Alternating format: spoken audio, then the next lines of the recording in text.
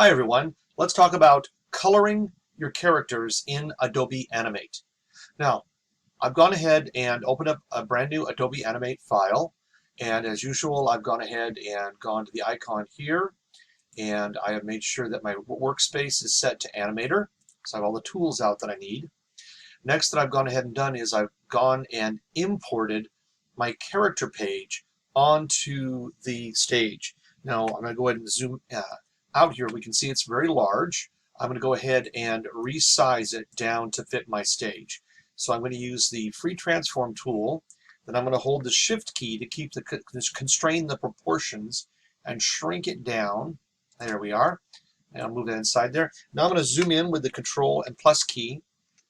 There we are. Now I'm a little closer here. Now what you do is go ahead and stretch it out just a little bit more here. Oops, I'm going to Command Z that. So I want to make sure I stretch it out and constrain the proportions. Holding that shift key, drag out. Nice, there we go. Now I have a nice larger image here. And I'm going to go ahead and move that up just a little bit. There we are. Okay, now I'm all set to go. So what I need to do now is I need to actually cut these 5 drawings apart. I need to go and separate them. So what I need to do is I need to go to and select and go to Modify, and I'm going to say Bitmap, Trace Bitmap. And we go like this. And now your presets are usually like at 100, I believe. And you can leave them at 100 if you would like to. And I'm going to go ahead and say OK. There, now you notice that now everything has become pixelated. And so this is my opportunity now to be able to go back in and do some editing and coloring and grouping, which I need to do. So let's go ahead and first by selecting the black arrow here. I'm going to go off the side and click off the side to deselect everything. Then I'm going to go back in. I've got just the white arrow here. I've got it, this black arrow. I've got it selected here.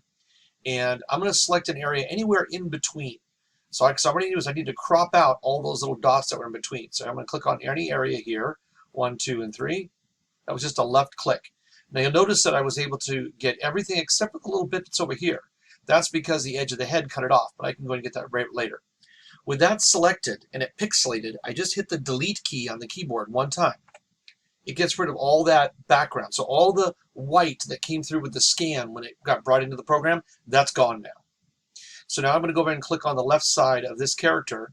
There we are there. I've got some more inside here, inside the leg. Now to select multiple areas, I can select here, hit delete, select here, hit delete. But I have this little space inside the arms, and I might have some over there too. So I will need to go back in and zoom in. So I'm going to go ahead and do my control and plus.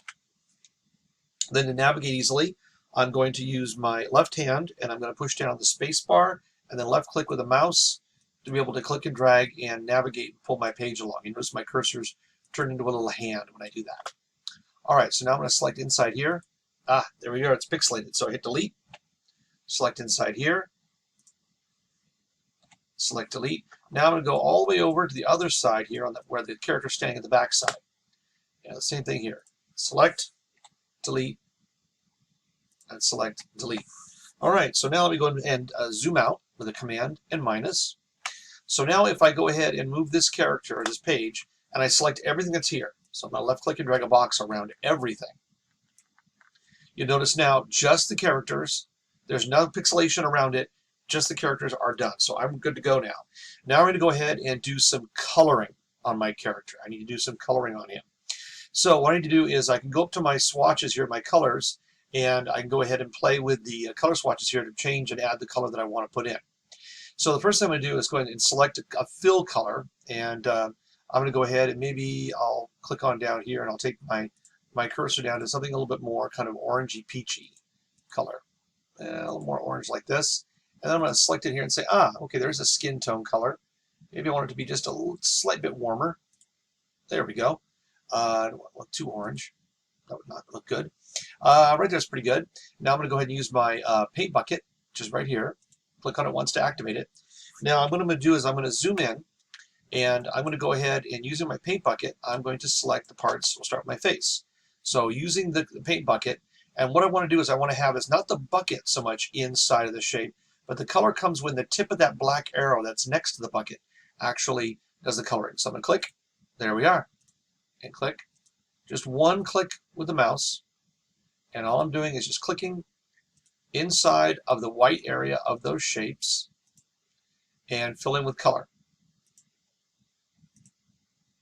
And we zoom in because it's easier to get into these little tips and be able to hit these tiny little areas. If you find it's not easy to be able to get your arrow into one of those areas and it's too small, well, good heavens, don't stand around and pout. Just go ahead and zoom in some more. Don't let the program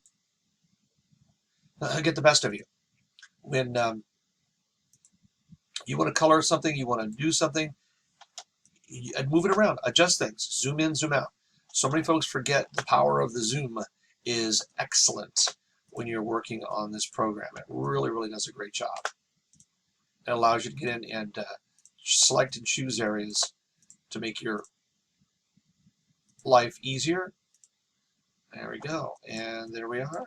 And I'll put a little shadow in there. All right, so Command and minus. And I go back out, and look at that. Boom, I've got my skin all colored. Now let's go ahead and change up the, put some color onto the chin. So I'm going to go ahead and select a gray, a light gray, and zoom in again. And I'm using the same tools here to navigate. There's my gray. It does take some practice, but once you get used to and you get done and you do a whole page of coloring like this, you get really quickly, you get good at zooming in and zooming out with the control minus and plus, and with using the space bar and left click to move your object or your page around. Now let's go ahead and pick a color here. I tend to like to wear green, so I'm going to pick a nice kind of a darker green here for the shirt that I'm going to wear. Maybe something just a little bit brighter. Slowly, that's pretty good here. Maybe a tiny bit brighter? Yeah, there we are. Not a bright green though. All right, so let's go ahead and grab my paint bucket, and I'm going to drop my color in. There's one. There we go. A little spot there to color. There's 2, 3. There we go. Boom, got my color in. Now I'm going to get myself some pants. For me, it's generally going to be in the khaki realm. So I'm going to go and bring up my yellows, right? And then I'll go ahead and go over to my light khaki brown here, my lighter side there. There we go. And I'm going to drop that color in.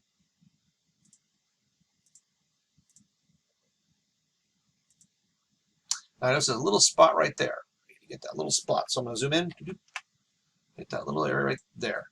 Okay. There we go. So I've got my pants. Now it's just my shoes. For the shoes, let's go ahead and go with dark gray. So I'm going to click on my palette here and go with dark gray. And then I'll go back to my paint bucket. And I will drop, drop, drop, drop. Zoom in there.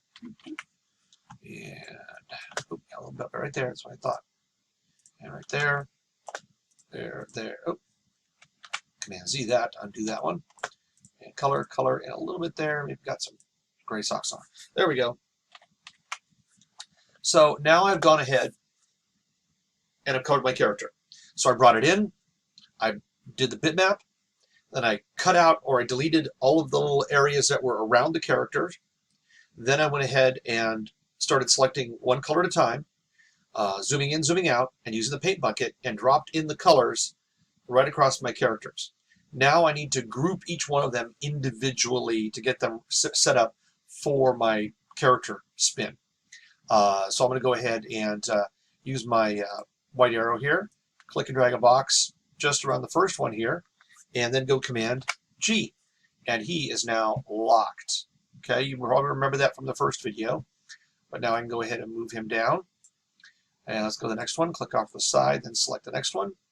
Command G again. Left click and drag him down. Click off to the side. And again, we always click off to the side because when we click on something new, we don't want the old thing attached to the new thing, right? Because then when you start moving stuff around, they'll start moving together.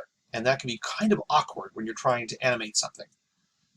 All right, so Command G again. And, oh, wait a minute. I didn't unlock that one. There you go. Command G on that one. There we go. So I have my 5 versions of myself ready to go. I'm all set. And, oh, wait a minute. Wait, I do see a little thing there. Look at that. Do you see that, folks? That little bit of white in the glasses. Well, let's go back and correct that. If you spot a little thing like that, we can do that. Let's go in. I'm going to zoom in. Command plus. Boom, boom, boom. And let's go over here. Aha, look at that little bit of white in there. Here's how we take care of that. I'm going to click on that once, and then I go to Modify and Break Apart. So that deselects everything. Then I click off to the side, use just that white arrow, click there once, delete. Now I have that transparency. Now I'm going to zoom out, Command minus, select that character again, and relock him with a Command or Control G. All right, now let's go ahead and get that other one over here that I saw. So a Command plus, and use my space bar. There it is. Look at that. There's that white. So I'm going to go ahead here and select just that character, and I'm going to go Modify and Break it apart, or Control B. Now I can click off to the side. Then I go ahead and just click on just that white area right there, and hit Delete, and it's gone. So I'm good. So now I'm going to go ahead and zoom out, and I'm going to select just this character again and relock him. Okay, I go in there and Command G. There we go. So he is now relocked. So as you can see, each one of them, I select them. They are all locked and they are all ready to go. Now they're a little big for the stage, so I will say that I will group them completely together and I will shrink them simultaneously. That way I do not have to worry about rescaling them later. So just a left click, drag in a little bit, and then I can go ahead and move all of them back up to the stage. Because remember, we want those characters to be about a third of the overall height of the stage, roughly. That's pretty good right about there. Sure, can I adjust a little bit more? There we go. It looks pretty good. All right, so now I'm ready to go ahead and start my animation. So now I can go ahead and take those characters back off the artboard again. And there we go, and I am ready to begin. But actually creating the character spin, that's in another video. So there you are, folks. Now you know how to color in Adobe Animate. It's not too difficult as long as you have good, clean line work, meaning that the black outlines you did, the inking has good, solid lines. You didn't leave any gaps in the line work.